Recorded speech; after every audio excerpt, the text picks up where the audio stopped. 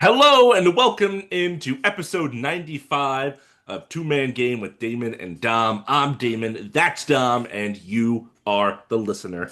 It has been just over a week into the NBA season, and we have a lot to talk about, a lot to react to. We want to give some overreactions, some hot takes, some takeaways, whatever you want to call it.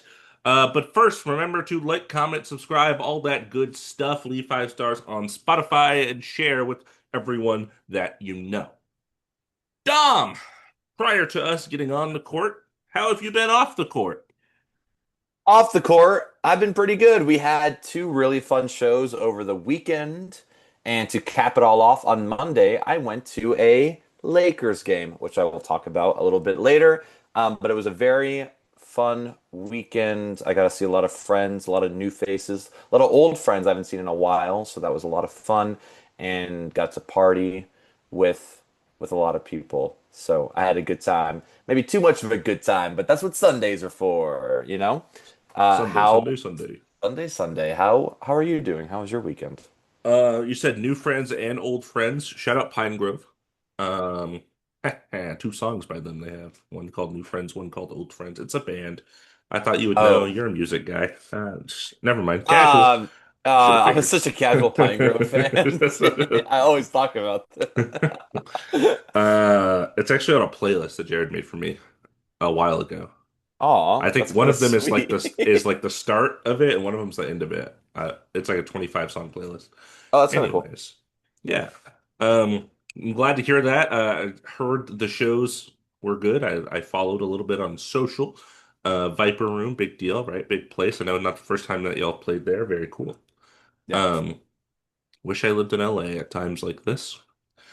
I am doing okay. Typical stuff for me, being a tired, busy educator out here in the this is the busier time of the school year, kind of leading up till Thanksgiving, Christmas time. Everyone's, been here a couple months. We're all kind of tired and exhausted.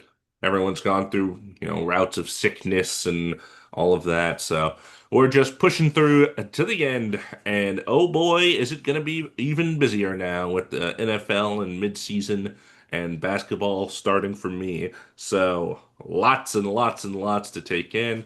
But I'm just here. That's what I'm here for. Here to absorb it, here to just watch and observe and think, and it's gonna be great.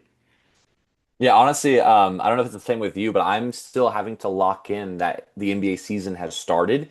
And when I Yeah. get home, I can just watch a basketball. It is still like blowing my mind that I got home yesterday. I was like, oh, I have nothing to do tonight. Like I'm gonna try to relax. And then I looked at the NBA app. Like, oh, there, it could be a game. I was like, oh yeah, on Peacock on NBC. I was like, oh my God, I'm missing Clippers Warriors, and then it turned out to be a blowout anyways. But Yeah. I'm still trying to like lock back in. That's NBA season, and yeah, football's still going on too, and my team's out of it. So I don't want to talk about I don't want to talk Your about that team's at out of it all. for a decade, buddy. Yeah, well, they've been out of it for a decade, another decade. Anywho, hey, comment who you think my team is. Could be any. It could be a lot. Yeah, but yeah, so there's some crazy news happened. Some crazy NBA news. And we talked a little bit about the Kawhi Leonard being paid under the table, and we really haven't gotten any word from the NBA about that. Well, this is like times 100 that essentially, and probably a little bit worse. So just to give you the rundown, Miami Heat guard Terry Rozier, Portland Trailblazers head coach Chauncey Billups, and former guard Damon Jones were arrested Thursday, October 23rd, as part of an FBI investigation into illegal sports betting and allegedly rigged poker games. Crazy, first off. In a press conference, the FBI director, Kash Patel, announced the arrests of Rozier, Billups, and Jones in relation to, and I quote, an illegal gambling operation and sports rigging operation that spanned the course of years, end quote. So this is not oh, we got him this year. It's been happening. Whatever this is, even, technically they're innocent until proven guilty, so we don't know. This isn't not a good look. I'll tell you that much. Um, and in the same vein, Chauncey Billups' attorney released a statement denying all these accusations. The Blazers, in the meantime, announced that Tiago Splitter will assume coaching duties in Billups' absence.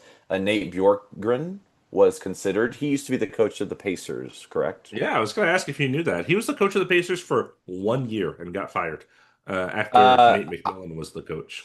yeah. Why do I know that? I don't even It know was why I like three remember that. seasons ago. It wasn't that long ago, but Yeah, that's probably. I think we were also doing the called game app a mm. bit, and I think I that's how I remember that name. But Tiago Splitter was an NBA assistant coach for the Nets and Rockets. Hey, shout out from 2019 to 2024 after his playing career, and recently coached Paris basketball to a title. Would you like to continue? Yeah, I don't know how Euro League or whatever league this was in works. Maybe it's just the Paris League. Like I don't know what league this team was in. I didn't even realize he was coaching over there. They apparently won like 2 championships in 2 years. So, um, shout out. Do you know what team he played for? You should. I should Lakers. No, he was like the starting center on a championship winning team in the tens, really, I suppose. He was a center. Yeah. He did not He's look that tall on the court when I saw him. I guess like the Mavericks or like the Heat or something. you're close. Team I'm won just multiple think times. Spurs. Spurs.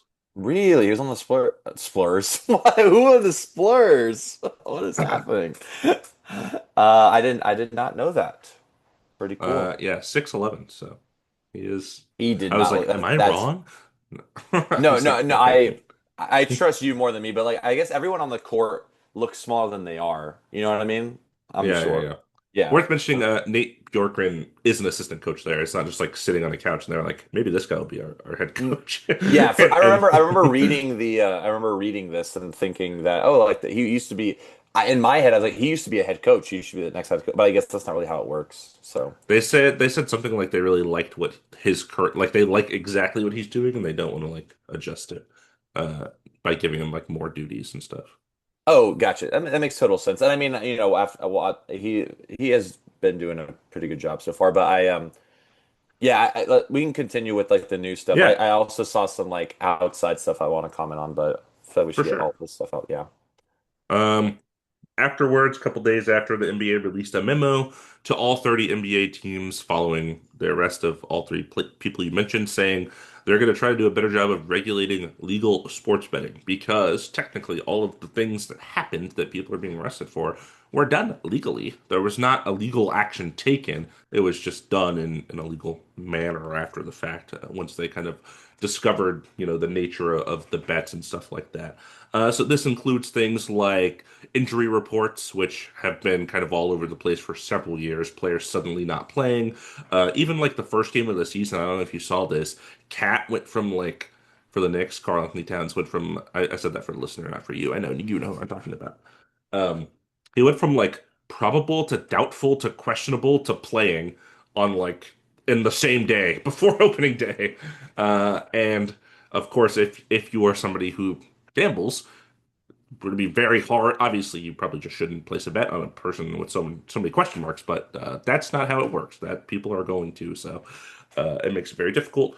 And there are other stuff too, kind of just the monitoring of these situations. Both Terry Rozier and Chauncey Billups were placed on leave without pay from the NBA. That was announced like a day ago. And the NBPA made a statement fighting Terry Rozier's leave without pay because what you mentioned earlier, innocent until proven guilty. So by putting him on leave without pay, that's kind of assuming guilt, I think, is their argument. So we'll see what kind of resolution that gets. Also worth mentioning, Terry Rozier was investigated for this in 2023 when it happened by the NBA, and they cleared him. And then he got traded. He was on the Hornets at the time. He got traded to the Miami Heat. So, after being cleared from the investigation, I'm sure the NBA knows that federal investigators are still looking into it. Like, what kind of knowledge do the teams have of that? Does Terry have of that? I don't know. Um, yes. Also, to mention that Terry Rozier was arrested in a Charlotte Hornets Yeah. hoodie. Just a little fact. Always, A once a Hornet, Hornet, always a Hornets Hornet. faithful. Yeah, there you go. Yeah, and let's talk a little bit about exactly what it was. So for Terry Rozier, it was very similar to the Jonte Porter situation. in which he apparently was taking himself out of games, faking injuries. And if you remember some time on the Hornets, he was out quite a bit. And I guess basically telling his friends, "Hey, I'm going to, take myself out of the game, bet the under, split money." There was reports of like him counting the money with a friend that surfaced after a game, so that doesn't help his case, obviously. So that's similar to the Jonte Porter thing. That's a whole thing. The Damon Jones I'll touch on a little bit. Literally a text message of him texting a friend. We're sitting because he's an assistant coach. We're sitting these guys, so let's bet the under and split money. Like that's literally what the text message says. He's done. Um, Yeah, you Thanks. can't Not making the Damons do. look good. Don't appreciate that. Not a lot of us out there, and legendary, not legendary, Cavs point guard, also legendary J.R. Smith throwing a bowl of soup at him on the That was bench. him. That was Damon Jones. So not a good look for Damon Jones these last, his post playing career. He's had a couple of oopsies. That's So amazing. God. And then the Chauncey Billups one is way different. It's not exactly NBA related, but basically, there's accusations of NBA related stuff. Basically, these players are sitting tonight, him telling people, but it's not really known if it's like he's telling people for gambling or if he's just talking to a friend like, oh yeah, it sucks. We got, where I'm sitting, I have to sit like these Yeah. three guys. So that's unfortunate. Just kind of hashing it out. And then that person going and gambling, who knows if it's on purpose or not. But the thing he was arrested for was not that. It was for poker games that he was used as what they called the face card of basically Chauncey Billups being a celebrity, being a well-known person. Hey, let's get people to come to these poker games. We have Chauncey Billups, like that's a known person. And the poker games were rigged for those people to lose. So he was basically being used to kind of lure people in, lose poker games, and lose money, obviously. So again, the question is, did he know they were rigged, right? Was he in the know of that? So that's kind of all of the stuff that has come out so far. Obviously, a big deal for the integrity of basketball, the integrity of these people, et cetera, et cetera. I want to get your take on kind of all of this, anything you have, before I go on a little bit of a spree myself.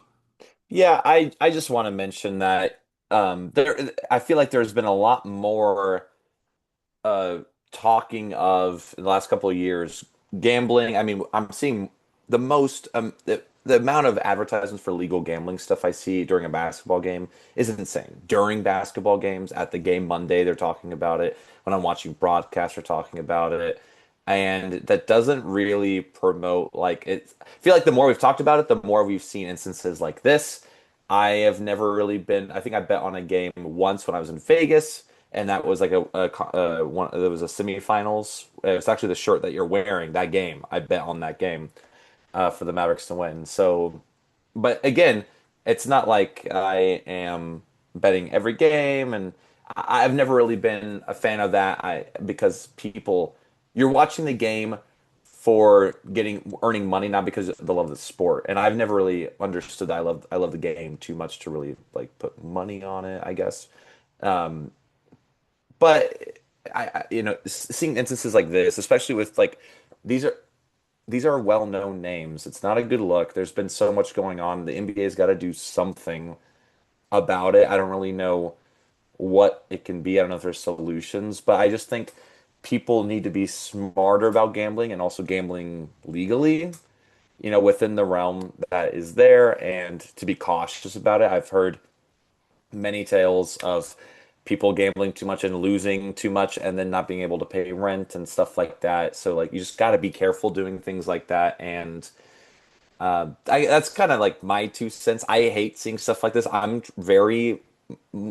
really, this is the most unethical thing that could happen, basically, in a league that is about sports and the love of the game, and then just knowing that like being bribed, things like that, no, kind of as well. It's just it's a lot. I don't like it. I hope it's solved. I hope people just learn to love the game for what it is. But we'll see what goes on with this. They could be innocent. They could be innocent. I mean, like Malik Beasley. I mean, they investigated him, and then they kind of let go of that stuff. So who knows? It's not a good look, though. Anyways, that's all I have to say about it. Okay. I'm going to try to be as concise as I can, but no promises. I have many takes on this situation. Here is my first take. It is very important to uphold the integrity of the product that you put out. NBA games are supposed to be natural occurrences of basketball teams playing and the better team wins or whoever has the better day wins, etc. Great. If there are people that are not doing that, a la Jonte Porter, Terry Rozier, etc., uh, to affect the product, that's a big no-no. That should be punished. That has consequences. 100% agree, understand, get all that. That being said, I mentioned it earlier. The NBA already did their investigation and moved on from the Terry Rozier thing at the very least. So this is a law enforcement thing. This is a law enforcement thing stepping in and putting the clamps on, and now the NBA is kind of reactionary to it and responding to it rather than the other way around, like with the John T. Porter thing, where they kind of took the first step there. But I understand why this is a big deal. The integrity of the game is important, but what about the integrity of the people that play the game? What about, I'll never get over this. What about the fact that I've seen a video of somebody beating their partner and they are playing NBA games right now? That matters to me more than somebody taking themselves out of games to get the under and win a little bit of money. And maybe that's just me personally, but that is a kind of a strong comparison that I feel the need to point out. Um, and again, it was a law enforcement thing. Where was law enforcement for those cases? Right? I've seen the evidence. I saw it happen. Like I witnessed it. It was bad. And there are multiple players like that in the league, and there are multiple players like that in every sport. And I think ultimately what it comes down to is that's a good NBA player, and we want them playing basketball. So, okay, we don't care that much about the crime they committed. But when they start to affect the product, they care more. And that is just weird to me. I don't agree with that stance at all. It already seems like there's way more attention, like you said, so many people asking you about it, put on this gambling scheme than any of the other like actual terrible things that players have done during my time watching the NBA. And that just doesn't sit right with me. And you know, it's not fans' faults either. It's the way the media is kind of portraying it. It's a bigger deal than some of the other stuff seems to be.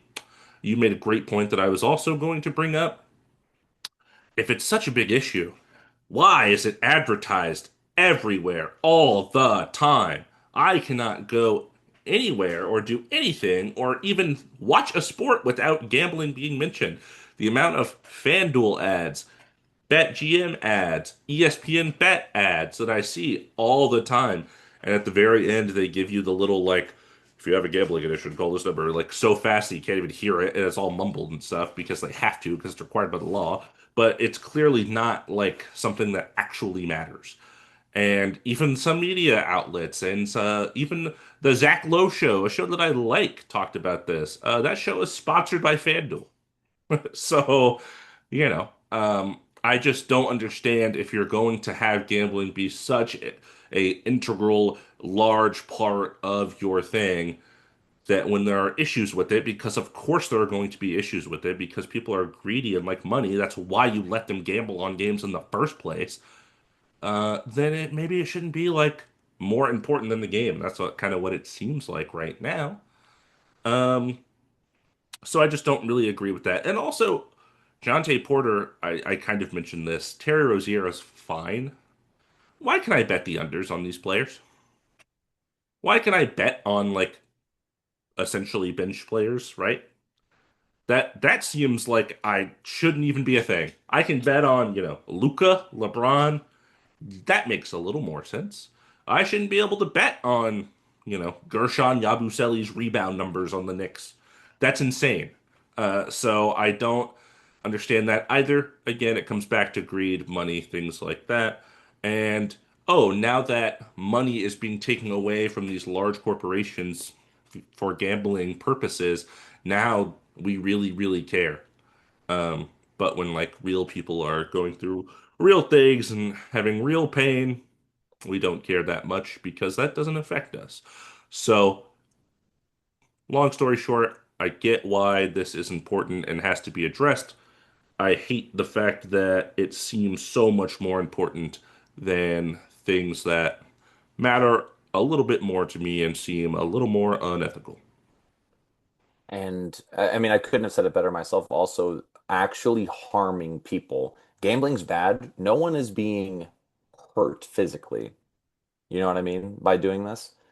And is is such a big divide for me too. It's like you're harming someone, okay, then you shouldn't be you have to be punished. There has to be consequences and stuff like that. So I'm glad you brought that up because that is always in the back of our heads when we're watching these players who we know have done terrible things and are still being able to play. So um yeah, honestly, great take. That's a good take. Gambling, There's I my yeah. my rant.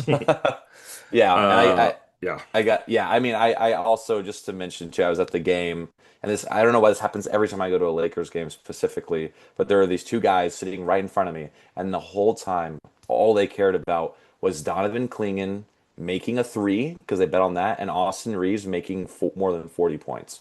They did not care about the outcome of the game. And I hated it. They did not go for the game. Or if they did, it did not look like it. So they did not go there to root for the Blazers or the Lakers. It was just there. Like I like both teams. I'm just want a good game, and I'll talk about it a little bit later. But I was like the why are you? It doesn't matter, you know. So took me Greedy, out of it. greedy, greedy. Yeah, I gotta say, can you talk about this next thing too? Because I don't know who this is. Yeah, yeah. I planned on it. Wosny Lambre, otherwise known as Big Waz, is leaving or has left already the Ringer Podcast Network. I wanted to bring this up because this is a podcaster that I thoroughly enjoy. He has been with the Ringer for several years. On Group Chat, the show that I talked about a couple episodes ago, and I was talking about why I liked their program so much, and he was a big part of it. I guess he had a new opportunity, and he took that opportunity, which is why he's leaving the Ringer at the start of an NBA season. That's like a crazy time to leave. I'm looking at his Twitter right now because he hadn't posted what the opportunity was, and he actually just posted about it today. He is part of a new podcast with Paul Pierce and Danny Green. So What? he is hosting that podcast with those two guys, presented by Prize Picks, of course. Um, and I guess that's why he left the Ringer so suddenly. So I wanted to mention it because I like him a lot. When he was with them, they have replaced him with J. Kyle Mann, who is a very good basketball analyst, has a country accent, which kills me a little bit to listen to. You know, it's not the smoothest sounding, but he is very knowledgeable, and especially with college ball. So that's kind of cool. It'll be a new over there. I still like the other two guys, Rob Mahoney, Justin Verrier. I just wanted to mention that because I was like, oh man, that kind of sucks for me. Yeah, well, thanks for mentioning that. I really have no desire to listen to Paul Pierce talk about No, basketball. Paul Pierce is no thanks, no thanks I'm on. I'm watching Starting Five season two, and they have him there as just a guest to talk about different players. He had the nerve to say they're talking about James Harden. He had the nerve to say like James Harden, his step back is unguardable. Well, I made the step back, but then he really made it his own. I was like, what are you saying right now? You did not make the little step back at the three, Paul Pierce. I don't know. And James Harden was like, what is he saying? So just I saw that. I was like, yeah, no, I can't. He's not credible anymore to me. That's for sure. He can't say stuff like that. Yeah, he said a lot of weird things in his analyst career. Sure has. But this is pretty cool. This is good news. The NBA announced that they will paint the Larry O'Brien Trophy with the final script logo on the home team's floor during the finals this season. I saw this a lot last year. A lot of people posting about we want the court back because they did the little like tiny Larry The O'Briens, like CGI four of them. Larios. Oh man, Boo, boo, it terrible. looked terrible. They haven't done this since 2009, and that was a year that the Lakers won. So good luck, perhaps. Good luck. They won over And whom, Dom? Who did they the win over Orlando here? That's right. Magic. Oh, oh, oh, Orlando. Orlando Auto Magic. parts. I'm kidding. I was doing a Um, Riley. But who's yeah, that's gonna be cool. So I have a question for you. So we're gonna talk about a little yeah. bit some more specific news about the NBA this season. In the history of the NBA, this season's first week has had the most 50-point games in NBA history. Sick. Can you name the four players to have 50-point games? All right. So I saw this on here. I saw you wrote the question, and I specifically did not look it up because I was like, okay, I want to do my honest shot here. So I know that Austin Reeves did. I know he had a crazy game. I believe it was against the Kings, like 51, 10, and 9 or something like that. 9 to 11. I don't remember. I will talk about it very Okay. soon. Yeah, it was an awesome game. Luca out, of course, LeBron out. So that was huge. I know also that Lauri Markkanen had a 50-point game He this sure season. He's did. looked pretty good for the Jazz, so I'm very happy to hear that. Then we get into questionable territory in which I'm not sure if I know who the other ones are. I don't even really have like viable guesses. I'm gonna pull up the teams so I like remember what teams exist in the NBA. For Um, sure. I can give you some very subtle hints. yeah, I'll take like a crack at it, and then if I'm like, I need to be directed a little bit, that will help. I know Absolutely. I want to say Luca had 49. He didn't quite hit 50, if I remember correctly. He did have 49. Yeah, yeah, Okay, I cool. I'll remember talk about that. that too. Yeah. Um, Why am I holding? I'm holding. you're Looking at holding my the two. hand You're right holding the two strong. There we go. There we go. I'll I'll do I'll this. guess I'll guess Giannis. Giannis has been awesome, so I'll guess Giannis.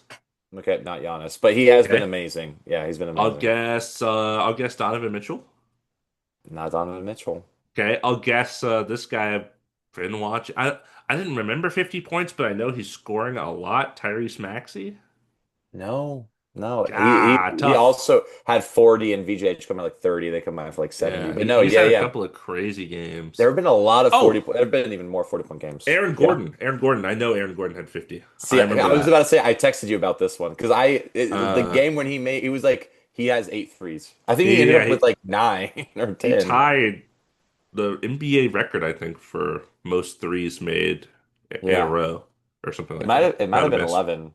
Yeah. It was a lot. Okay, the fourth person is going to be really tough, really tough, really tough. I I'm will looking. I will say this, it is not surprising. It's like okay, yeah, he can definitely score 50. Is it like Shea? It's Shea. There you Okay. go. See, I I haven't. thought that was the one you were gonna get for sure, like I immediately. didn't know that, but I know they've been without J-Dub, so that makes more sense. That makes Yeah. sense. So those are the four, which I mean, three of the names on that list I really would not Wild. have bet money on or anything of that nature. Bring gambling back. I'm kidding. Yeah, but the first week has been insane. There have been so many 40-point games as well. It's just been spectacular basketball. I've loved every game I've been watching. I have Jazz Blazers pulled up over here. I mentioned that earlier. They're showing the top five PPG leaders. Laurie Markkanen sitting at number five is awesome. Um, Pretty sick. so, yeah, let's talk about a couple signings that have happened since the start of the season here. Please, Charles Bassey, you know what team he played for? I know only of one. the Spurs. Look at you, look at you. There's probably other Like teams, but I haven't been to a San Antonio Spurs game. Come on. true.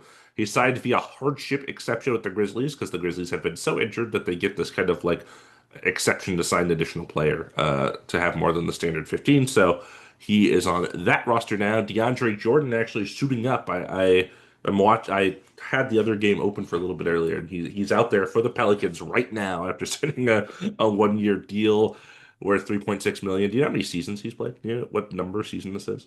I'm gonna guess 17. 18. Very good guess. 18. Can I mention one thing real quick Yeah, of about course. DeAndre Jordan? So the Pelicans played the Celtics. I believe the Pelicans won. this game. Yeah, the I Celtics just won their first game of the season against the Cavs. So That's what it was. Yes, yeah. So there was a quote that Joe Mazzulla, because he was mic'd up, I think, or someone was mic'd. They said he was like on the bench talking to the players, and he's quoted as saying, "You let a guy who was literally homeless 3 days ago dunk on you in an NBA game." I was like, he wasn't homeless is awesome. homeless. He wasn't homeless, like on the street, but I guess he didn't have a team. Sure, I thought that was hilarious.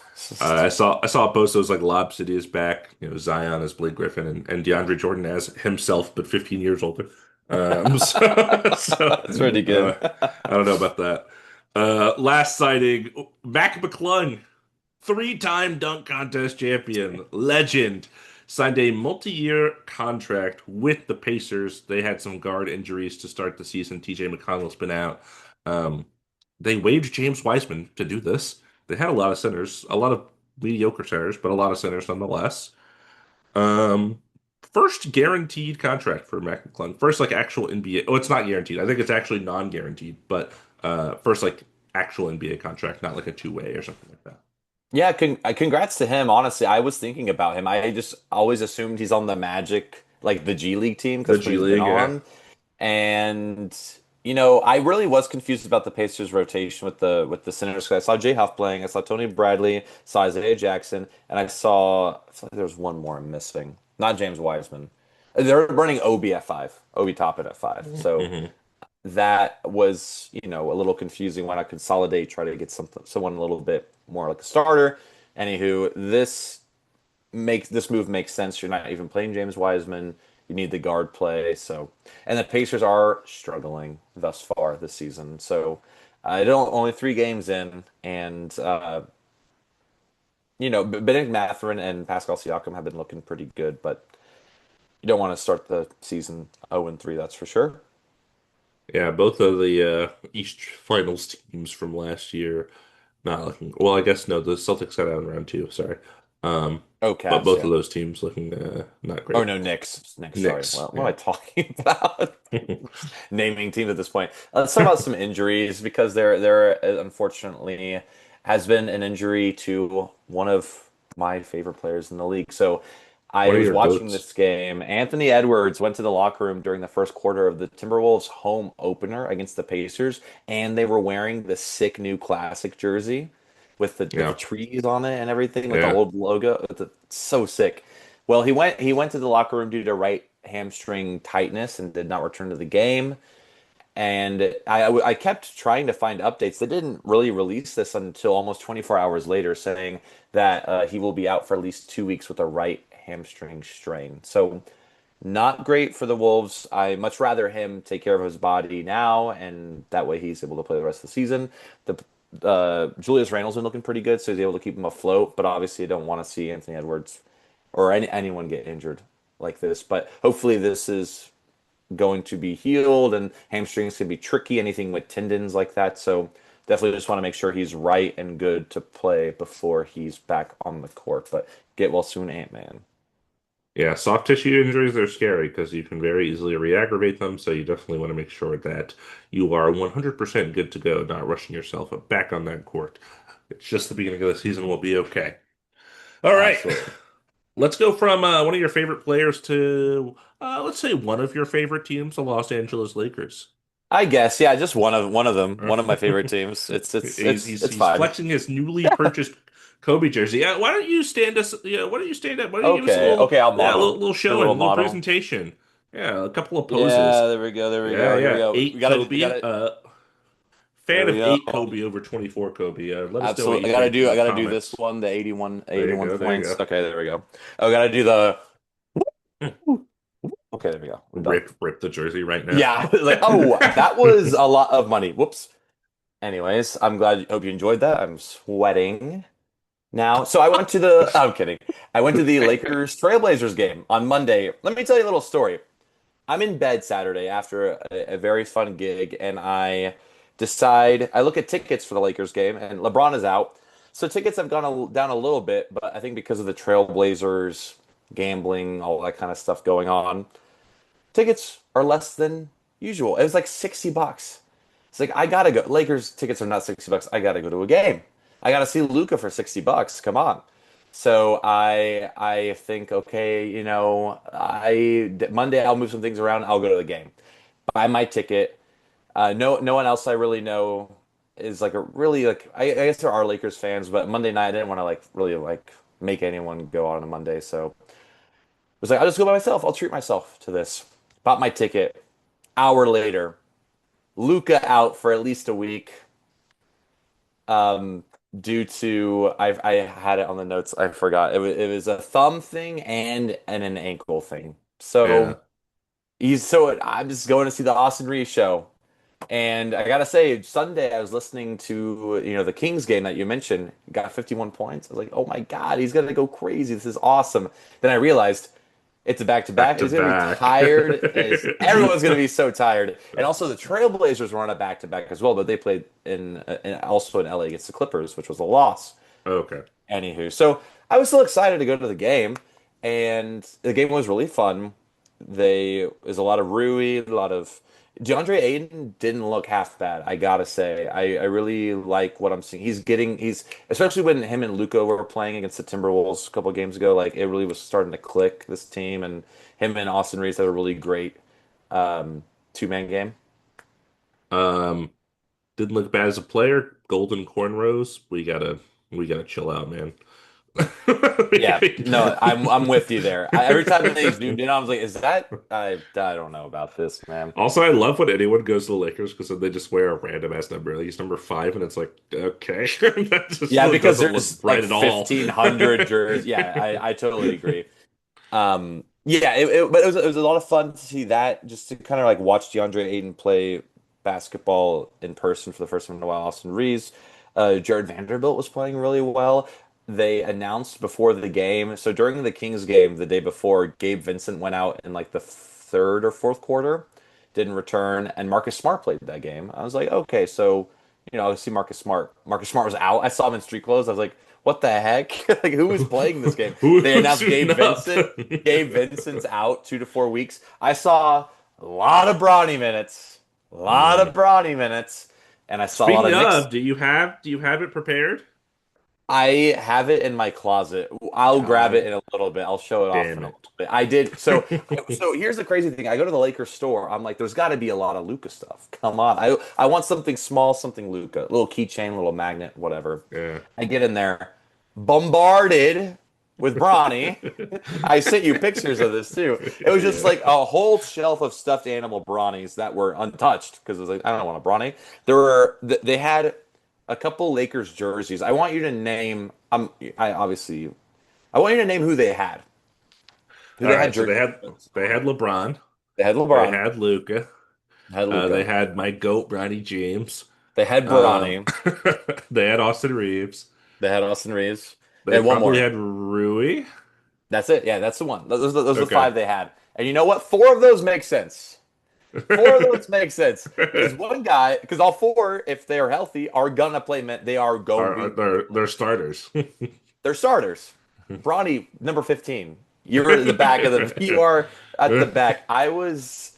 You That didn't see what any really any Connect Four there? Any little Connect Four, a little partnership? that would have been smart. No, I didn't see that. And what really irked me is that the only really jersey they had multiple versions of, being like the yellow, the white, the statement, was LeBron, which makes sense. Luca only had the yellow, and the yellow is probably my least favorite one that they could. So like Yeah, bright highlighter yellow, it's just not Lakers to me. I imagine they have So more online. They just don't have them like displayed in the store. I haven't really checked, Okay. but I did like I wanted to get my size, so I like Yeah, tried. it's different when you buy it in the store for sure. You're at the Absolutely. game. Yeah. Exactly. I was like, I had the fervor, I had the passion. I was like, I might shell out 150.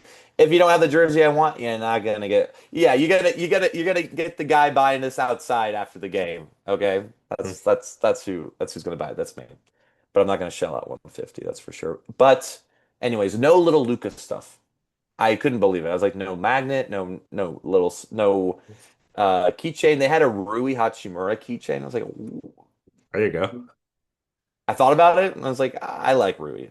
He's not Luca. So I bought. They had magnets made for opening night, and it had Steph and Luca on there. I was like, I'll buy this. This is a season. It's his like first full season. I'll buy this. And I also bought a pack of cards, and in that pack of cards was a Bronny James card, which I will grab in a little bit. But the game was a lot of fun. It was close in the first half. Second half, Blazers pulled away. They're just a better team as of right now. Where I mean, we're missing the two guys that make the most money on the entire team. So obviously, it was going to be an uphill battle, and they were very tired from the night before. You could kind of tell. And Bronny and Nick Smith Jr. unfortunately did not impress. They came in and like immediately turned the ball over, but no one else could really handle the ball besides them because they've tried to do a lineup with like Jared Vanderbilt handling the ball and Rui, and it was just awful. There was no movement or anything. So I am not entirely sure Jared Vanderbilt knows how to dribble the basketball. yeah, it was not pretty. Absolutely not. So they had to put Brodney and Nick Smith out there, and I have more faith in Nick Smith Jr. because I've seen good games from him. But they definitely looked like two G leaguers on the court playing against NBA players. And Drew Holiday was so awesome. I'm so glad I caught like a really good Drew Holiday game. He's And been Jeremy, good for them this year. yeah, Jeremy Grant coming off the bench, Hmm. kind of crazy, but you know, good minutes. But yeah, it was a fun game. I'm glad I got to see the Trailblazers because I chose not to go to the Clippers Trailblazers game on Sunday, so I would save money and just go Monday to the Lakers game. So it was a lot of fun. And Lakers right now are 2-2 playing the Timberwolves. Just a couple more Lakers updates. The second game of the NBA, for the NBA was against the Warriors, and it was close until it wasn't, and then Warriors pulled away. Kind of felt like that was going to be the vibe of that game, anyways, without LeBron. We mentioned it earlier. I'm going to mention it now. Austin Reeves scored 51 points, 11 rebounds in a win against the Kings on Sunday, and Gabe Vincent is out for 2 to 4 weeks. Very unfortunate. There was a funny exchange. Luka dropped 49 points against the Wolves on Friday, and Austin Reeves kind of posted something saying like, "Ah, I couldn't make it to 50, huh?" And then Luka said, "Oh, you think you can make 50?" And then the next game he went and scored 51. So that was pretty cool to see that. And right now I'm just going to list our injury report, but I want to hear about the Rockets because I haven't been able to keep up too much on them. So currently on the injury report, LeBron James, Luka Doncic, Jackson Hayes, Gabe Vincent, Maxi Kleber, Marcus Smart, Adu Thero. Who's playing? That's it. There we go. Your guess is as good as mine. There's a guy called Mannion playing. I don't even really know Is it how Nico he. Mannion? Maybe that could be his name. That guy's been into the league, so that'd be crazy.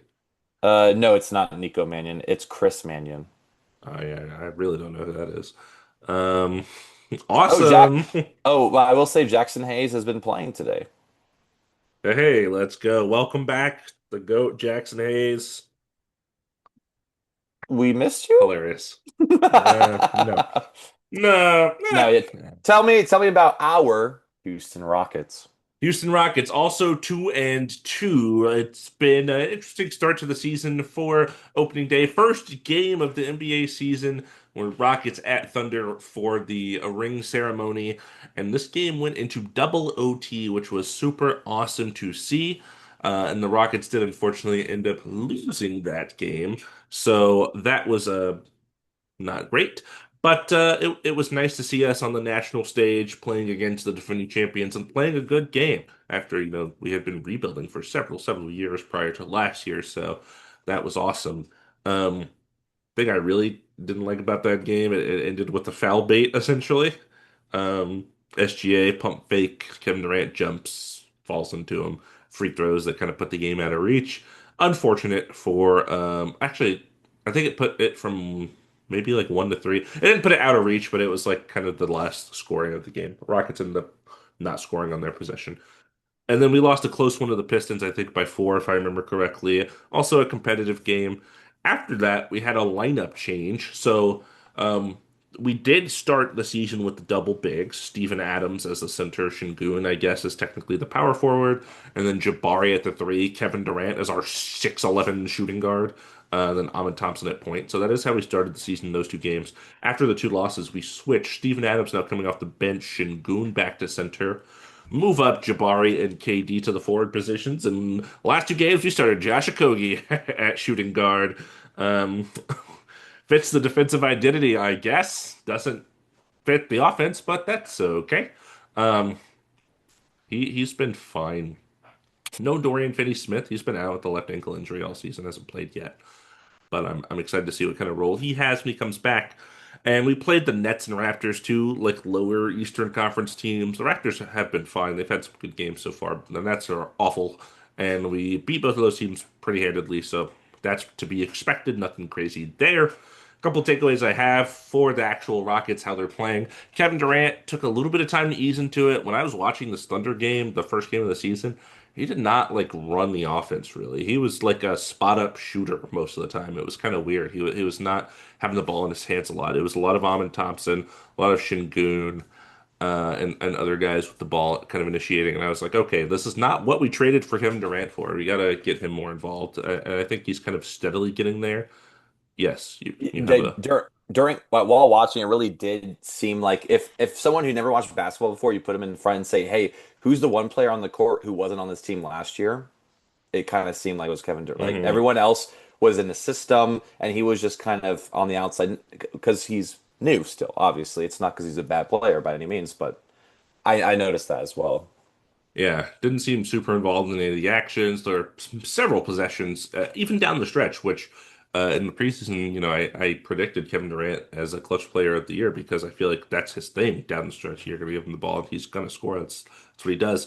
But just not several possessions in a close game with a really good team where he just didn't touch the ball on a possession. That's kind of crazy to me. Brings me into my next point. I'm already tired of Shingun Ball. I've talked about this before, and I think like he's coming off of this Eurobasket that was really strong. Even in this opening game against the Thunder, he had like 38 points, 11 assists. Like he had a really good game.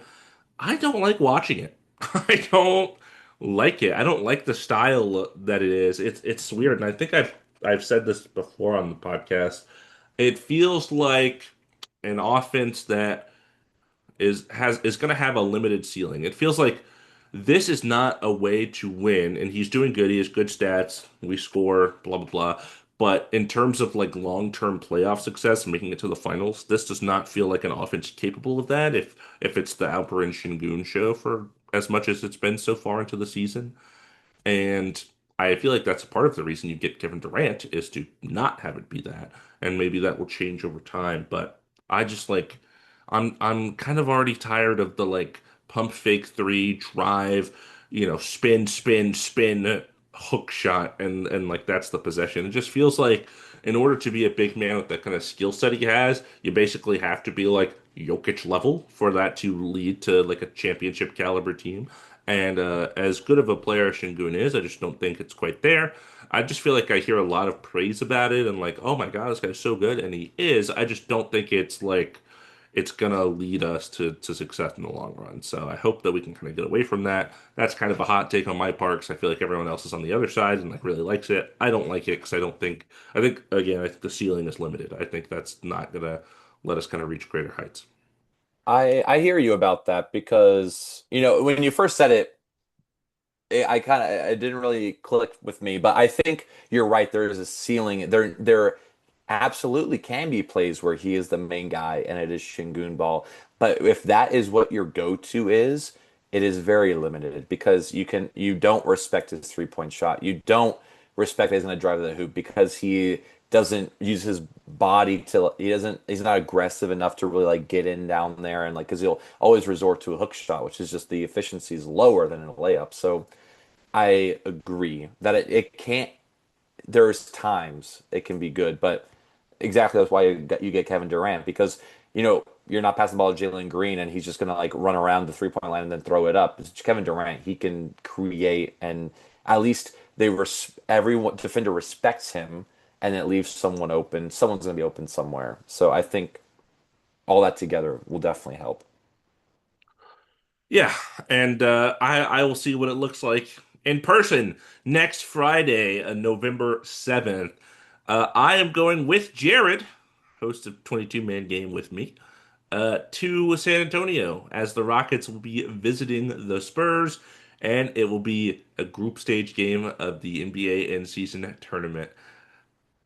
That's You gotta right, get the baby. court. You gotta I'm get gonna the get the court. court. I'm gonna get the jersey, at least from the Spurs. I don't know if both teams wear the jersey. I can't remember. I don't think so. I think it's just the home team. Yeah. Which is kind of silly. I feel like both teams should wear it. Whatever.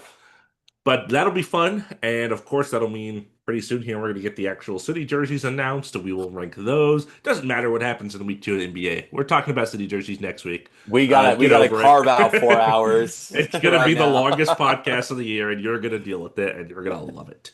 Um, but yeah, I'm super excited about that. Um, it was a good deal to get. Wemby, of course, has been awesome this season, and I'm very excited. This will be the first time I've seen really a winning Rockets team since I was a kid. I never went to that's not true. I saw like James Harden, Russell Westbrook Rockets a couple times, and that was a winning team. But before that, it was like Tracy McGrady because I went to 50 Rockets games, but it was during the rebuild. It was tough, tough sledding. So this will be an interesting change for me. And I've been to Spurs Rockets before. I've been to a couple of Spurs games. It's always interesting going as the like away team. It's interesting going as a visiting fan. So I'm excited for that kind of experience too. It's also fun when it's in Texas. I remember going to a lot of Rockets Spurs games because it's never 50-50 by any means. Like I remember going to Houston specifically, seeing a lot of Spurs Rockets games, and there would always be I think a good percentage of Spurs fans, obviously, because San Antonio's not that far. And then also same in San Antonio. Like you're gonna see Rockets fans there for sure. Yeah. And it's always fun to see exactly like the number you expect. And it's always a lot more fun when it's in state, a couple hours away cities. You're going to see a bit more of that. So I'm really excited for you guys. I would love to go. I think I was looking at the schedule. I don't think I'm going to be able to go to any Spurs game this year, which is unfortunate. I don't think it matches up with any, like they're on road trips when I'm there for the Whenever you're holidays in and stuff. town, yeah. Yeah, so I can't unfortunate. believe they Maybe didn't think about that when they planned this. That's they didn't ask me. unfortunate. They didn't call me. Hey, ethical ball. What up? What is this? What I'm holding the backwards phone. phone? No, it looks more like a phone this way, like a flip phone. See? I see. That's Got what I it. thought. I look, I got I'm two phones right learning. now. No, no, it's funny. But I hopefully will be able to squeeze in a Rockets game when I'm there for Christmas. I think they're playing like the Heat or something. So Rockets should be fans. fun. You know what I'm really stoked about though? What are you really stoked about? Please inform me. I would like to know. There's actually 5 things, overreactions and Okay. takeaways There you from week go. one. Yeah, good Smooth. transition. Very smooth transition. We are going to talk about each of us our 5 overreactions slash takeaways from week one. I'm very stoked on one. I'm but Okay. the others are also I'm pretty confident in this too. So Yeah, yeah, yeah. do we want are we gonna snake it? I'm gonna try We're to gonna also do like an order, like the most excited I'll sure. do first, or like do last, and then we'll start with like my number 5. Okay. Cool. I guess since you just talked about your Rockets, I will start with mine. And it Please. kind of relates to what we were talking about. My number 5 overreaction takeaway from week one: the San Antonio Spurs sneak into the top 6 and make the playoffs. Interesting. So the reason why I say that is because so currently they are 4-0. Pretty good Therefore, no. start. They haven't Yeah. had like the strongest, the most difficult schedule so far, so that makes a lot of sense. That's Mavs, fine. Pelicans, Nets, Raptors.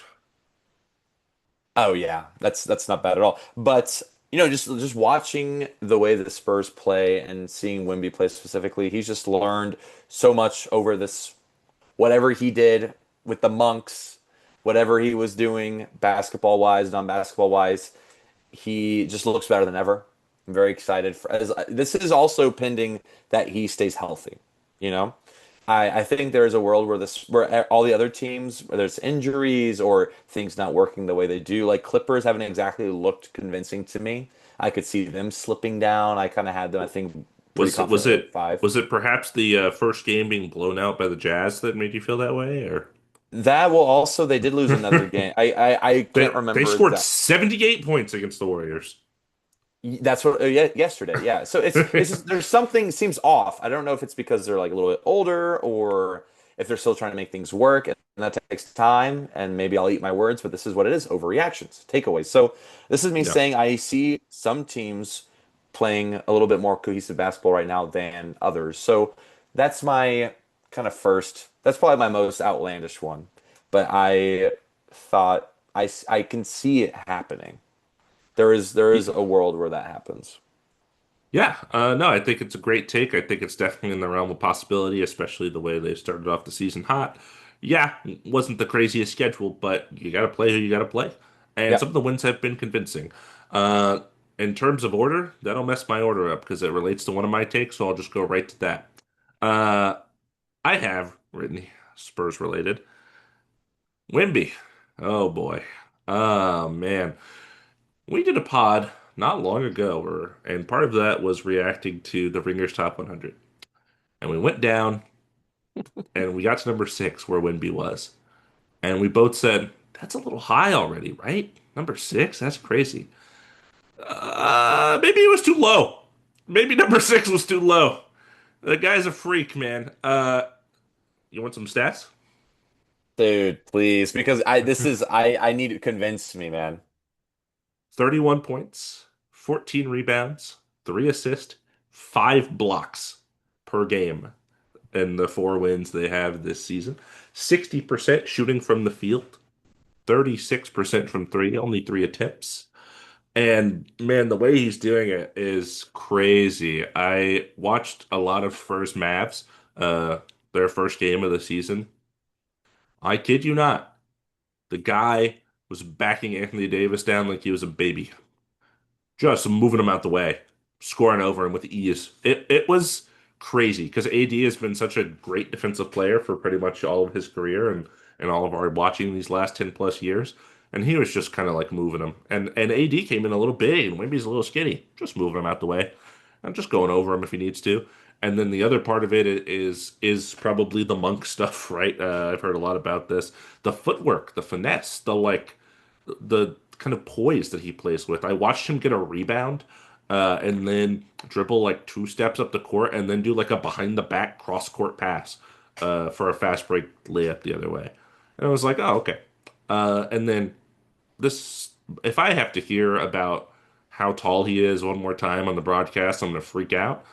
So hopefully that goes away. It's like he might be 8 feet by the time the season's over.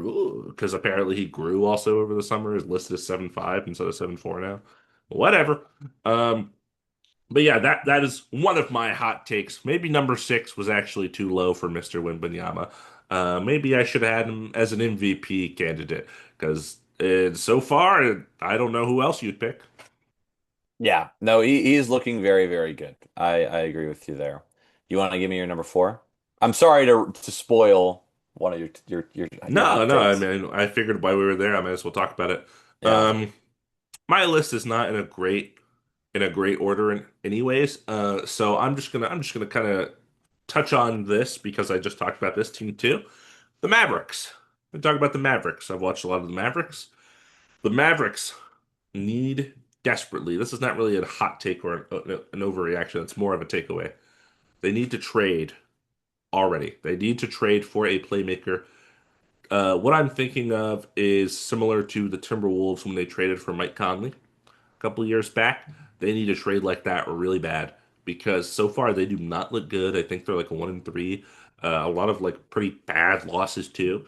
They have started Point Cooper. They did not start D'Lo. It's been Cooper Flag at the one, and then Clay at the two, PJ at the three, 80 at the four because he only wants to play the four, and Lively at the center position. And somehow they're playing Dwight Powell still. I don't know how that's happening when they have like Gafford, Lively, and AD. I still see Dwight Powell minutes. I'm like, okay, somebody, we got to fix that. But I love PJ Washington. Got the PJ Washington poster. If they need to trade this guy for like a good point guard to sustain them until Kyrie Irving comes back, they have to. They just need it so badly. Cooper Flag has way too many playmaking responsibilities off the jump. He looks fine, but he does look like a rookie. Like he is young. I know he is very highly touted. We both picked him for Rookie of the Year. He was the clear favorite. Yada yada yada. But he still is a rookie in the NBA. So and he's not a point guard. He's a small forward, and they're having him play the point guard. They need that though. Otherwise, I think their season is going to be lost for sure. Because I already see their offense struggling heavily with all those wings out there because they just don't have a lot going on. So that was another takeaway I had for a team that I've watched a few games of. Is like, okay, that they need a fix ASAP. And I'm glad D'Lo you when they mentioned. play him is not that. Yeah, I'm glad you mentioned that because the Mavericks, because I thought about them a little bit, but I thought some other teams a little bit more because I haven't watched a ton of Mavericks yet.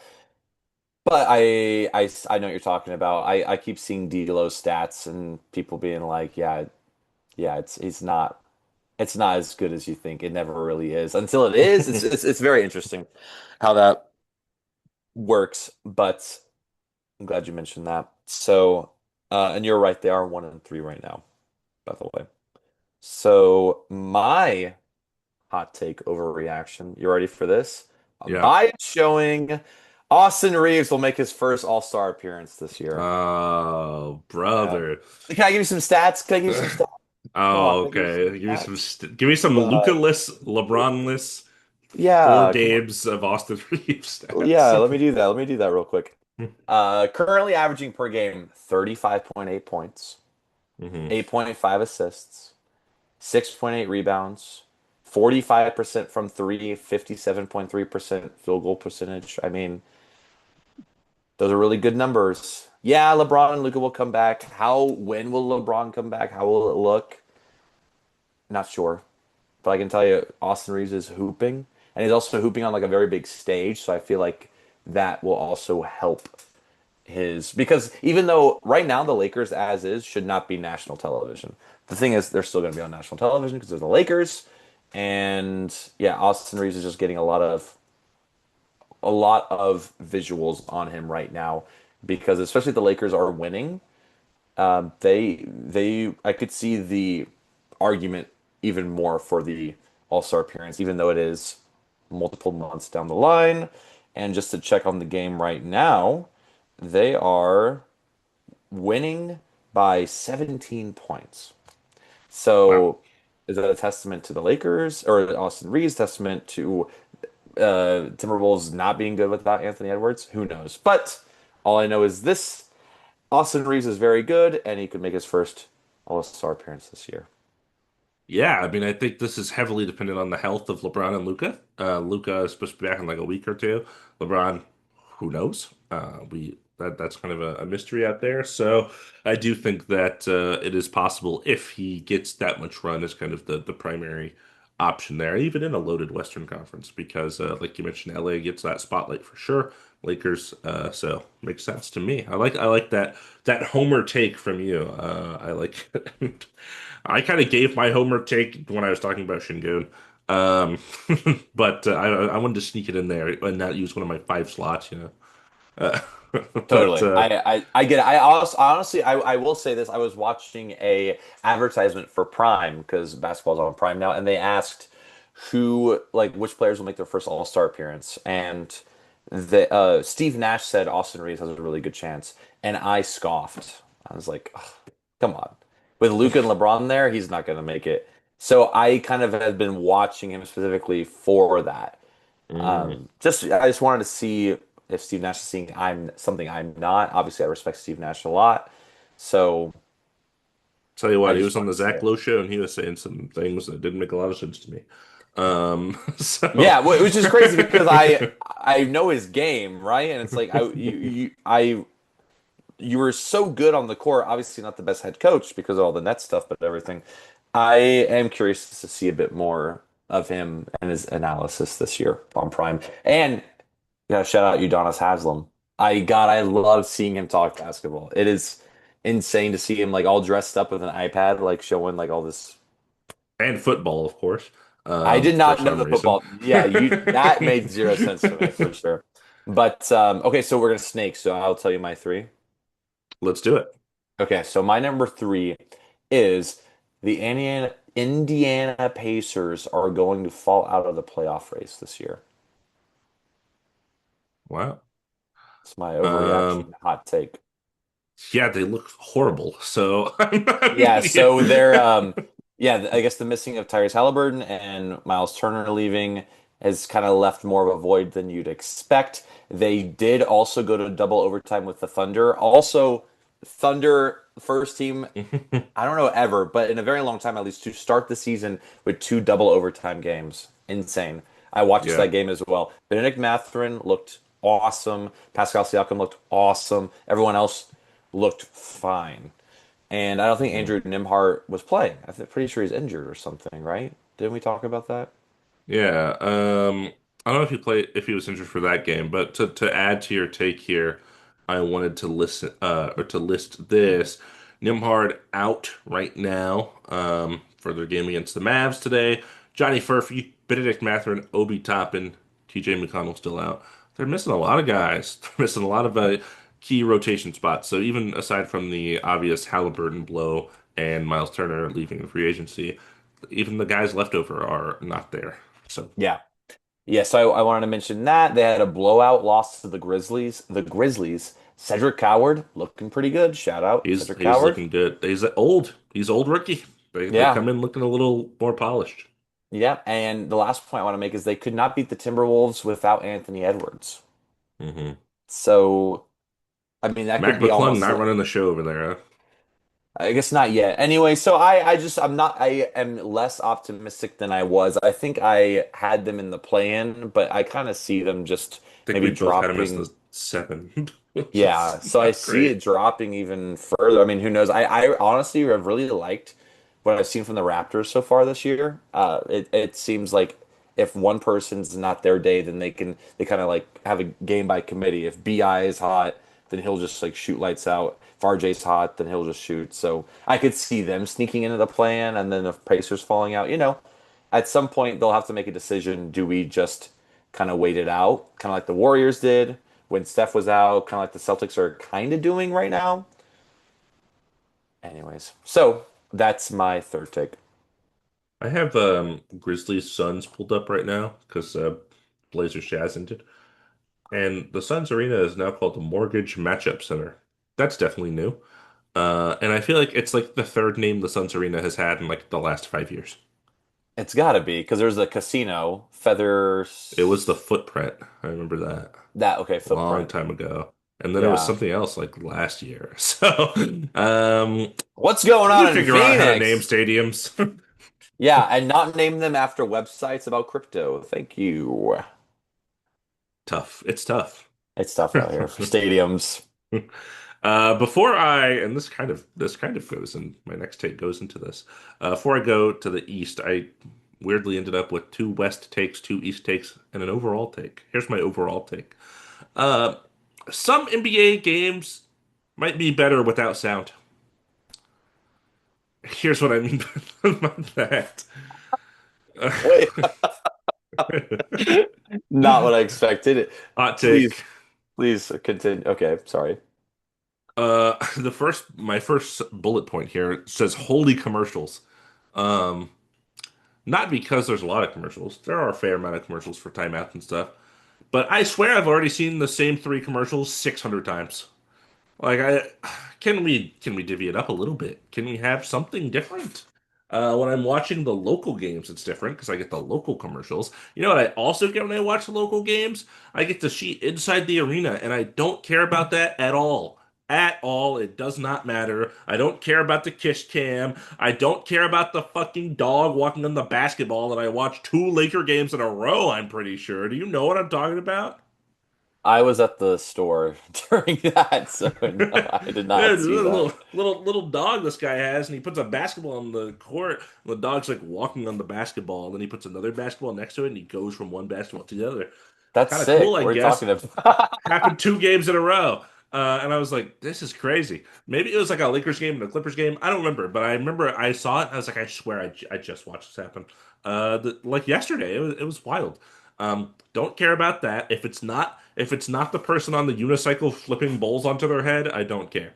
Um, that's that's the only one. You know, they have the local trivia, and it's stuff that's kind of fun when you're at the game. I really do not care about it when I'm watching on TV. It's like almost as bad as the commercials. So that doesn't matter. That sound doesn't matter. Speaking of local commentators, man, local commentator bias is insane. If you're watching a not nationally televised game, Santi Aldama and Grayson Allen just had a scuffle, by the way. That's funny. Um, What? Okay. yeah, I just looked over and saw that. Um, if you're not watching a nationally televised game, man, oh man, you only hear about the home team the whole time, and they're just glazing them big time. Everything they do, they love. Everyone can do no wrong. The calls are always in their favor. It's like, can you just call the game like a normal person? It just feels weird. And some, of course, some are better than others. Like the Hornets have, they have a great local commentating team. I think the Bulls one's pretty good. I actually like the Rockets one. I think the Rockets one's okay. Maybe that's because I'm a Rockets fan, but they don't seem like super Rockets biased. But some do, and I tune in and I'm like, okay, I can't watch this. Um, so I mute it, and that's what I mean by it's better without the sound. Uh, there's that. And then, weirdly, to your point about NBA being on Prime now, as well as NBC, some national commentators we have now, I'm not digging. I'm not digging. You have the Mike Breens of the world who he does the NBA. S tier. He S tier. knows. Yeah. Granted, I think he's fallen off a little bit since his prime. But dude, I was watching. Maybe it was Spurs Mavs. I don't remember. It was like NBC game. By the way, looks a little weird. The broadcast looks weird. It's just because it's new. I don't think it actually looks bad. It's just new, and I'm like, this is weird. But they had Mike Tirico calling the game. You don't know who that is. He's a football commentator. I hear him commentate football games all the time. So when he's commentating an NBA game, I was like, this is strange. And I know that he doesn't know that much about basketball because it's like not his primary sport. So it's Hmm. a weird choice. And I think he did it with like Jamal Crawford and like Reggie Miller. So it was like, oh, that was cool. Those guys were there. And all kinds of weird stuff. You mentioned Steve Nash, Dirk, Inside the NBA's back. They're on ESPN. There's like people everywhere. There's so many people, but they're all different levels of knowledge, and some of them make sense and some of them don't. So that all of these points are what I mean by like maybe it's just better if I watch the game and I don't listen to it because listening to it is it's just not good a lot of the time. Sometimes it is, but a lot of the time it isn't. I agree with you. For to an extent, I really wish there was you could have a switch. You could switch like I want to hear the comment because sometimes I like hearing the commentators and what they have to say depending on who they are. But I wish there was a switch where I could just put a mic next to the court and just because I love hearing the sounds of the basketball court, Yeah, like the squeaks of the shoes, yeah. the hoop, like the yelling, like the calling of the plays. Love that. Just have that for people like I just die hard love basketball because I would have that on every time, or I would mute it too. Because same as you, like when I watch it at home, I will have it on. Commercials come up, mute, Hmm. and because I'm like, what is this doing for me? Nothing. And then sometimes I'll watch it still on mute and whatnot. That's basketball is one of those sports where you don't really need to have sound on. Maybe do you need sound on for any sport? Do you need sound? No. But I hear what you're saying. Prime, the one game I did watch, I think it was Knicks Celtics. I was able to catch a little bit of their coverage. Was a bit clunky. It was weird to see Dirk, Steve Nash, Udonis Haslem, and I don't remember her name. There was one more WNBA like old ex player, and it just seemed like they were. Oh, Blake Griffin too. He was there too. It just kind of Hmm. seemed. Oh, you're talk. Okay, you'll talk. Okay, who's talk? You're gonna talk next. It didn't seem very much like there was like chemistry, and maybe that will happen over time and it'll build. But it looked tough Is it for now. Candace Parker? I was gonna say Candace Parker. I just didn't want to be wrong. Yeah. So Yeah, it's strange, and it does feel like it's a little clunky. It's a little like, okay, we just got a bunch of names in here, but we really didn't actually think exactly. It's like about the program and how we're going to deliver the information and that kind of important stuff. yeah, how often do Blake Griffin and Dirk Nowitzki hang out and talk? It just seems like they're not friends, they're coworkers, and if you're gonna have people analyzing together, you want there to be some definitely everyone in that room respects but them everyone, but they are also playing it very safe because they're trying to feel out what this is. So Yeah, and it that was just a turns into bit like a nothing burger sometimes. It's like, okay, that was absolutely. that was useless. Halftime, still completely useless. Still Yeah. absolutely like I don't care what anyone has to say. None of it matters unless you're like, you want to show me some highlights from the other games because there's 12 games happening. That could be useful. That's my favorite thing, especially with like football. Like I like the halftime because it catches me up on what's going on in the other games that I'm not watching. Yeah, And I did see this one segment I kind of mentioned like there was a kind of like how Kenny the Jet Smith will run to the screen to kind of point yeah, out a play. They yeah, had a interactive court on the ground and they were like talking about the Knicks defense and how good it is and how locked in it is. And they had Udonis Haslem like on an iPad, basically like moving players around to show like how the defense was moving around it, and that was really cool. yeah. Something That's that cool. I don't, I love basketball. I don't when I'm watching it, I understand defense a little bit, but to see someone who used to play it literally be a part of it was just really cool to see that. So more things like that make it unique, not just this. Oh yeah, like Jalen Brunson not having the best game. Yeah, he looks a little off. All right, Dirk's got his thing next. It's just Yeah, so yeah. not And granted, I haven't watched everything. I haven't watched every. That's part of the problem. There's so many different um, people. There's the local people, which every team has local people because you can't have nationally televised 14 games happening at the same time. I totally understand that. I understand why local commentators exist, but in terms of the national commentators, Peacock, NBC, Prime, ESPN, none of us are doing the same thing. None of us have like a consistent plan. Me watching two teams play, like the analysis I'm getting being so different based on what broadcast it is so strange to me. I don't like that's a weird choice by the NBA, I think, to go with that. And I mean, I know at the end of the day, it's money, and CBA and all that. So, like, I know where it's coming from. I know why the decision was made. It's just makes the product a little strange, a little inconsistent. And yeah, absolutely. I think I love what you mentioned with the on the court. Just hear the game. That's something you experience when you go in person. Just And hearing that's what I loved. the Yeah, I people, really just hearing it happen. I will say another thing that I've noticed kind of in the broadcast, maybe more than in the past. Another thing that you would experience at a local game, and I think this is an in the stadium issue, not a broadcasting issue.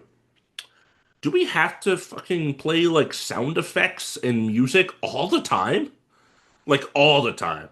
Do we have to constantly be like, here's a super obnoxious song while the other team's on offense? Yeah, we get the defense chant going with the audience. That's fine. That's cool. But like, somebody makes a shot that's like da-ding. It's like, okay, do we have to do that all the time?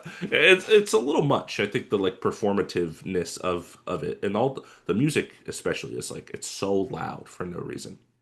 I agree. When I didn't go to a basketball game for many years and then went to one in like 2020, 2021. It was one of those first games I went to. I didn't realize that they play music the entire time. And it's just like Kendrick Lamar's Humble, or it's gonna be like some Drake song. Hmm. And that's why I really dig the Knicks. They have the organist. Love that. Mm. Way Love cooler. just little bit of organ and like they play like modern songs, but it's just organ. Like it's yeah. Yeah. It's just a lot more fun, a lot more sports. Makes me feel like a bit more a part of it. And yeah, I agree with the defense chants and things like that, getting the crowd into it. Like the commentator, like instead of like the ding, it should be like, and that's the three from Luca. Why is it ring Luca Doncic? Just say Yeah. Luca. Why do you have to do the whole thing? All That was a right, long one for me. give me two. Give me your number two. Okay, let me move on to the East here. I alluded to this earlier, this team appearing in my takes. And you have said this before, so this is also a shout out for you. 76ers are ready to move on from the Embiid era. We're good. We're done. It's the Tyrese Maxey show now, baby. He is averaging 38 points, leading the league, 8 assists, 4 rebounds. And by the way, he's only shooting 46% from the field. That's not great, especially because he's shooting 47% from three. 10 attempts a game. He is knocked down lights out, yes, Yeah. from three, and his layups and mid range and stuff have kind of struggled a little bit. So if he gets more efficient in that, who knows what it's going to look like? He's been great, and Beat has been there, but he has not really been much of a factor so far. The other part of this, VJ Edgecombe looking awesome. His rookie year, he's averaging 22, 6 rebounds, 5.5 assists, 47% from the field, 43% from three, 7 attempts a game. Starting at the two guard, Jared McCain still not back from that ACL injury last year, and he's looked really, really, really good. I saw a stat that was like he's the first player this century, so since 2000, to have 75 points or more in his first 3 games. So he has been lights out, rock solid for them, looking super, super good as the number 3 overall pick. Do you know what his first name actually is? No way. Victory. Great. It's Valdez. And I'm like, just go by Valdez. That's cool. That's a Like cool name. Exxon Valdez? Like Valdez. that, okay, like the oil spill? Okay. The That could be his nickname. Yo, oil oil spill? spill. That's horrible. That's Um, I kind of think that's sick 'cause he's slick. Ah, that's bad. That's oh, bad. Okay. yeah. Okay, okay. Okay, I get convinced. Okay. Gotcha. But yeah, they've looked really good. They're undefeated so far, 4-0 this season, and their backcourt of Maxey and Edgecombe have taken them to the promised land. So I'm ready. I'm ready for that to be the future of 76ers basketball. And you have been on this probably before anyone. Like even back to last season, maybe even the season before, you were like, Tyrese Maxey is the guy, and so far you look very correct about that. I'm just casual, man. What can I say? I love that take. I thought about bringing up the 76ers because they are having such a great start to the season. Mentioned VJ Edgecombe before we even started potting, maybe changing something because I really have liked what I've been seeing so far. My rookie of the year take, at my second pick, the Hannah Cooper flag, of course, but looking pretty good. So my number two relates to not my favorite team, but your favorite team.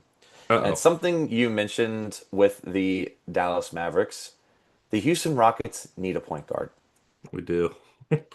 The Rockets has had so many close games, and like when I watch them, it just doesn't. It just really seems like someone needs to be there to run that offense. And Fred VanVleet, love the guy. He is not an S tier. He's not like the best point guard in the league, but he knows how to run an offense. They know, hey, I don't know what's going on. Give the ball to one guy who's going to know what's going on. And Kevin Durant is a very good. He's good at everything, but he's not really like a playmaker. That's not his thing. And he can dribble the ball, he can handle it, but it's not like he's running plays really for that. They really need someone there. I think I don't know if this is the year, but since Fred is out, do you make a little bit of a trade to get someone? I'm not saying like a Tyus Jones because he's not gonna leave the Magic, but someone kind of like that, just to kind of come in and be able to make it look less clunky. And maybe over time it will. Maybe they trust their guys. I mean, Thompson makes a jump and he's able to just be that kind of guy. It just doesn't look like that right now to me. And it just looked a lot smoother last year. And I don't think it's just because Kevin Durant has been added. I think it's because there is a lack of Fred VanVleet. Yeah, we definitely miss Fred sorely. He has, his impact has been not there. We have played a fair amount of Reed Shepherd these first few games. He's coming off the bench playing, about 20 minutes or so, and not looking great. You know who is looking great that I should have mentioned earlier? Stephon Castle on the Spurs. That guy looks awesome in year two. Um, On the Spurs. why I why was did like, I who say am I that? missing on the Because I wanted them to draft. I wanted the Rockets to draft him over Reed Shepherd. I said that before the draft. I was like, I really hope we take this guy. We took Reed Shepherd. That's podcast one rookie of the year. Dylan Harper also looks great. I hate the Spurs. Um, I mean, I kind of do ah, because they can't be bad for more than 4 years without getting no, man, generational stop it, talent. stop it. It's just terrible. It's But frustrating. But yeah, yeah, he's been playing. Aaron Holiday has only played garbage time so far, so we just haven't played a lot of point guard type players, and I don't necessarily think Aaron Holiday would be the solution either to what you're saying. as the resident Rockets fan of this pod, would you make a trade? Yeah, I would. I think Kevin Durant is 37 years old. You can't take a year off just because Fred got injured. Obviously, it's very unfortunate, but the timeline is not that long for our team and kind of our timeline for what we want to accomplish. I think really so far in the season, you've watched the Thunder look really, really good. You took that team to double overtime, and the Nuggets have also been like fine, and everyone else has been like fine. The Warriors have looked fine. A couple teams have looked fine, but really the Thunder are the only team that look like world beaters right now, as we kind of all expected. And if you took that team to double overtime, do you think a point guard will get you over the top in a 7 game playoff series? I think you kind of have to make that bet. The question is who, right? Who do you trade in that scenario? It kind of depends on what team you trade from. If you're getting, a young team, they probably would love Reed Shepherd. Um, Kind of like the Wizards when we gave them Cam Whitmore for nothing.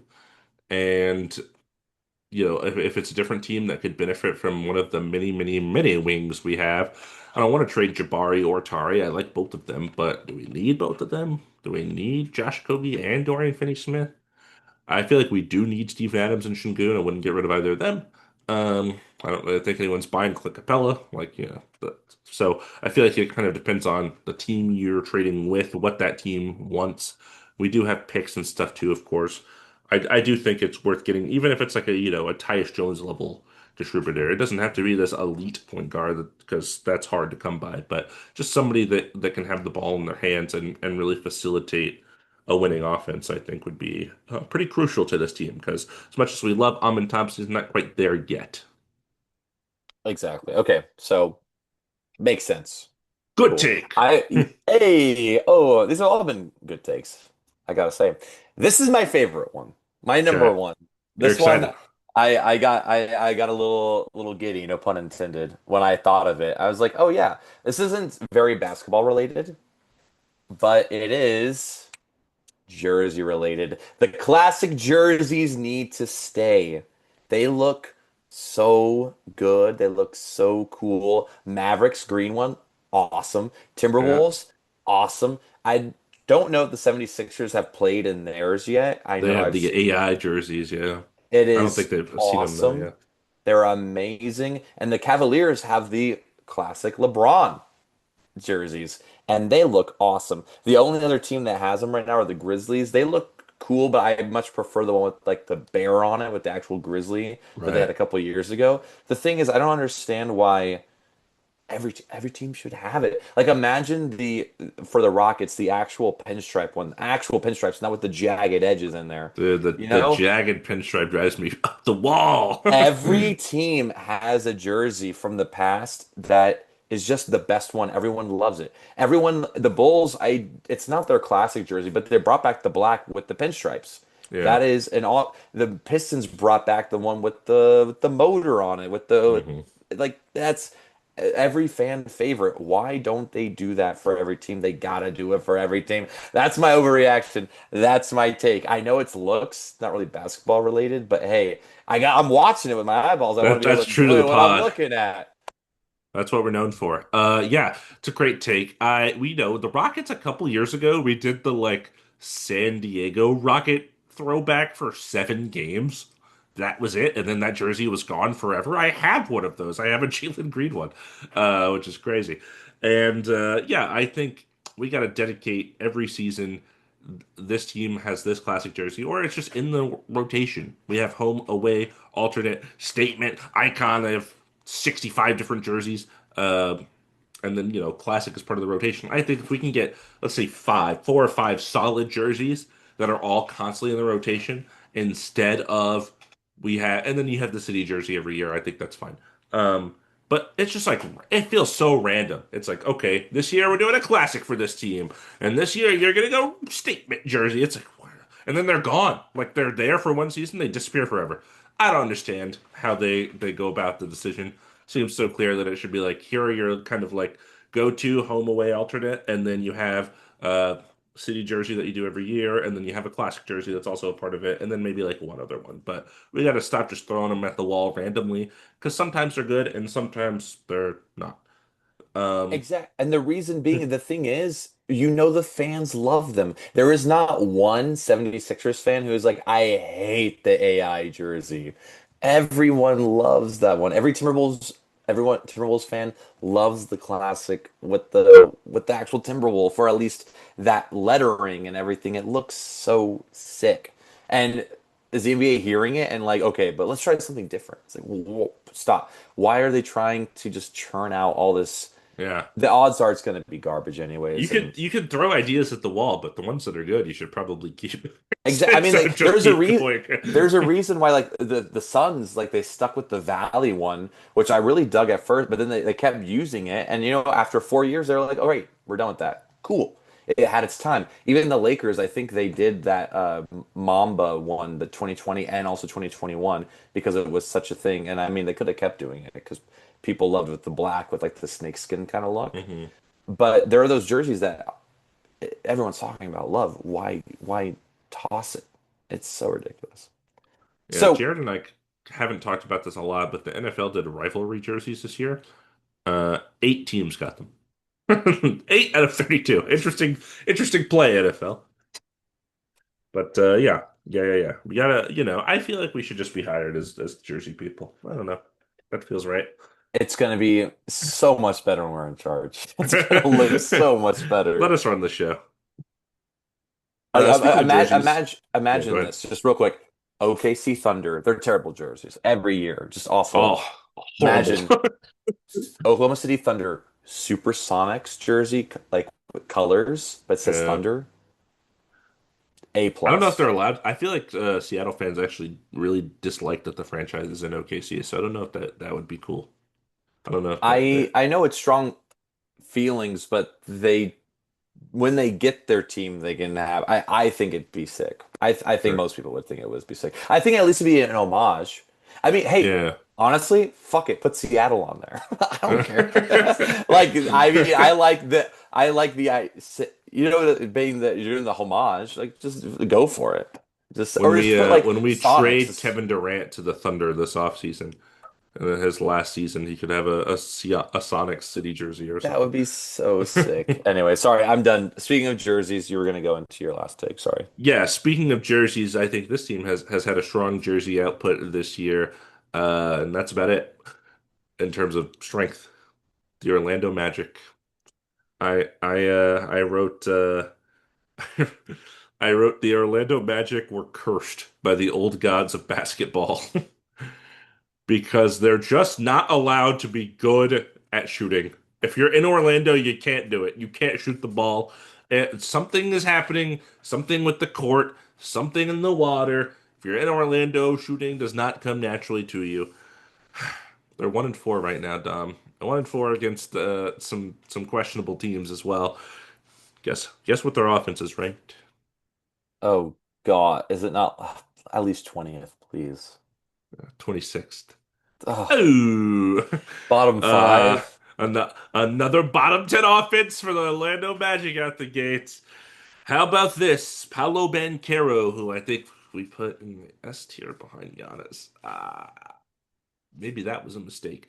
39% from the field, shooting 18 shots a game. 39 from the field is bad. Don't shrug like that. 39 is bad. That's not from three. That's overall shooting percentage. From three, it's much worse. 19%. 19% from Paolo, 4 attempts a game.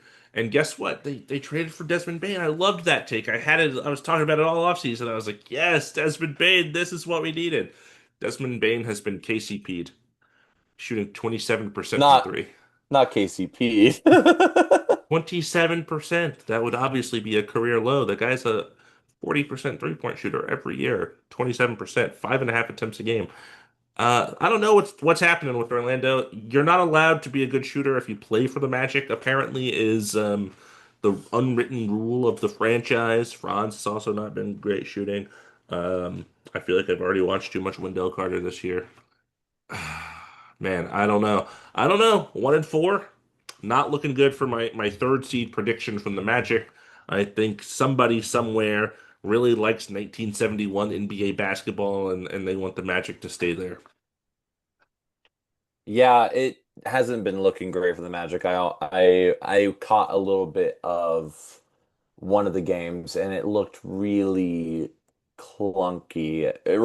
Even though they do have they have Tyus Jones there now too. They have Jalen Suggs. Like they have these players that can run an offense. It really just comes back to Paolo. Okay, do your thing.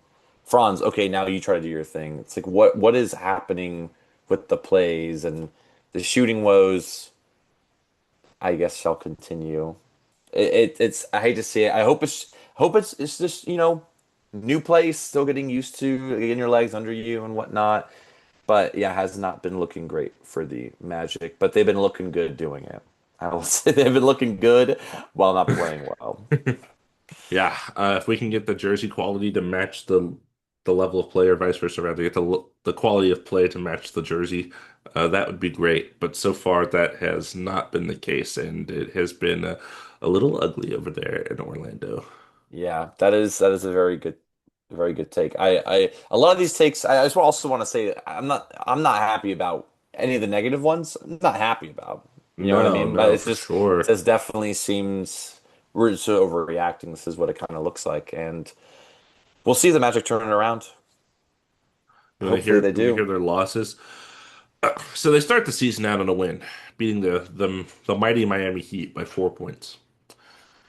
They lose to That's the yeah, Hawks by four. yeah. Mhm. Fair, pretty like competitive teams, I think. They lose to the undefeated Bulls by 12. Okay. That's the game I watched. They lose to the 76ers, also undefeated, by 12. So two undefeated teams, but 76ers, Bulls, okay. Kobe White hasn't even played yet, by the way. My team's 4-0. And then they lost to the Pistons by 19 today. Yikes. I missed that one. There you go, Pistons. Rev. Yeah, it's not looking great, but there's a lot of season left. That's what I keep telling myself. There's just so much still going Yeah, on. these are just a little over a week play here. Will these transpire? Who knows? But those were our 10, our top 10 takeaways. We ended up pretty much with 10 different ones. We both had something Spurs related, but aside from that, different things were mentioned, players and stuff. Of course, we're not going to talk about every single team. It is still impossible to follow the NBA on a daily basis because there are 1,000 things happening at the same time. How am I supposed to do that? And also watch football. Who knows? Yeah, I don't know how you're gonna be able to swing it, but I believe at least Thank football God I is. have three monitors. I guess that helps. That's for sure. But yeah, so I'm very excited to hopefully do city jerseys very soon. They should be coming out right before the in-season tournament start, which is next week. So where are they at? I gotta make my Uh, first, opinions. first group stage game is Friday, Halloween. So, Okay, so where's my city? I need it yeah, tomorrow. I need it yeah. tomorrow. But We might get it. We might get it, and we might text about it, and I might make an entire Google Doc for the front and back images of the jerseys and the shorts like I did last year. That was fun. yeah, it's fun. I'm very excited. Well, yeah, we alphabetized them too. That helps a lot.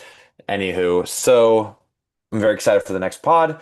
I hope everyone is enjoying the NBA as much as we are since it's come back, and um, excited for next time. Talk more hoops.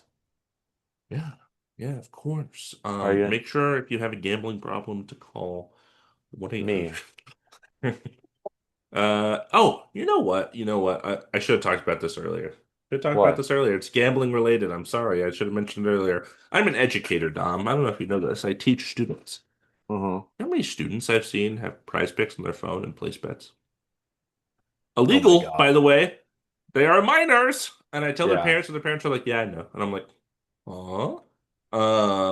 Insane, insane. It's a real problem. You know who has gambling addiction? People promoting it and making it an okay part of daily life for all sports fans. Totally. I couldn't agree more. I've never understood it. I mean, I like going to Vegas, but I'm going to Vegas. I'm over 21. I'm having a good time. The fact that you're able to do it so easily on your phone too is such a slippery slope. That's the thing. That's to gamble from home is the real slippery slope because Hmm. you're also not really knowing exactly. It's all just when you see chips on a board or something, you see it all gone and you're like, okay, I just lost that much. But it's digital, it's like I don't know how much I spent, You got the credit card number linked up. Exactly. It's a slip. It's very dangerous and absolutely if you just be careful out there if you're doing it. All I'm gonna say. If you're a business Absolutely. and you're watching this show and you want to sponsor us, as long as you don't are not a gambling company, we accept. I don't care what your product is, as long as it's not gambling related. I will wear some crappy headphones. I will don a quote unquote comfy t-shirt. I will model some shampoo for my luscious locks. Whatever you Yeah, want me to do. I'll switch out my wallet for like a little tiny teeny thin wallet. I'll do that I too. have one of those, man. That's my wallet. My It's I'll like it's like switch to it's like the little metal case, yeah. basically. I just slip the cards in. Yeah, Yeah, I'll switch to a really fat one. there you This is go. a really like You got a new unnecessarily trifold fat wallet. wallet. Yeah. I'll gladly add. I'll wear sunglasses for the whole pod. Come on, Oakley. Let's go. I dig sunglasses. I dig them. I won't be able to see anything, but that's okay. It's pods are better with the sound off. Nah, I'm just doing a basketball. I was doing a take thing. There you go. Thanks. There you go. Glasses are actually vision related, not sound related. I don't know if you're aware, but this What? is a great. This is great. Anyways, so take your shot, man. Shoot your shot. That was, I don't, did you hear that? That was so loud. I like Mm-mm. clapped the ball. I think it was so loud that my mic probably peaked and it didn't pick it up. Okay. It has been approximately 87 episodes since I made this. My shooting percentage is looking like Paolo Banchero's, and I hope that it, Oh, it goes up pretty soon. Just like I hope his goes up. And it's really that, so I either get the power right or I get the angle right. I never get both right. stuff. Until now. Nope. Ah, that happens. Well, thanks again if you made it this far. We really appreciate you stopping by. Like, comment, subscribe. Hope you're enjoying the NBA season as much as we are. And we will catch you next week on Two Man Game with Damon and Dom.